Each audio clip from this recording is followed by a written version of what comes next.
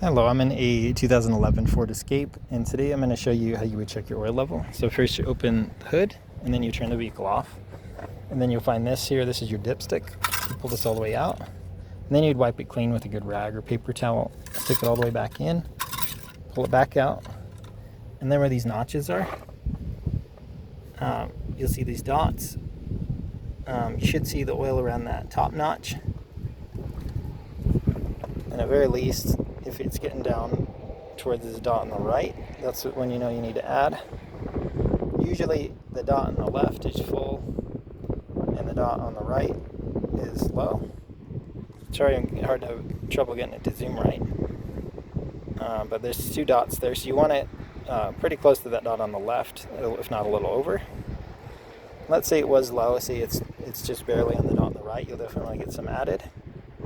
And add, still while the vehicle's turned off. This is your cap you'll unscrew. And you want to make sure you're using the right type of oil, as well as ideally the same synthetic conventional brand you've been using. Better not to mix and match if you can help it.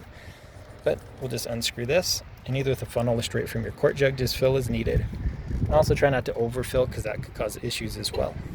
But we'll top it off, screw this tight, and then I'd start the vehicle for like 5-10 seconds to circulate the new oil, turn it back off, and then repeat the process we did in the beginning with this dipstick, where you pull it out, wipe it clean, and then stick it in to see if we're at that second dot level.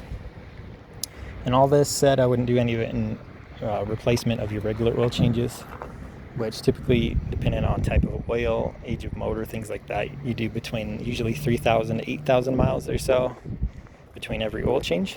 And to do those, you'll usually put the vehicle on a slight lift. You can get underneath to the oil pan.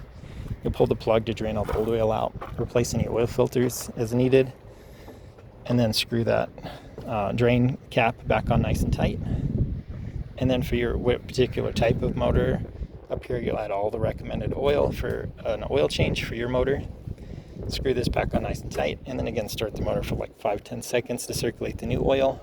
Turn it off, and then once again, like we did in the beginning, check with this dipstick to see if we're full. But I hope this is helpful. Hope you have a wonderful day.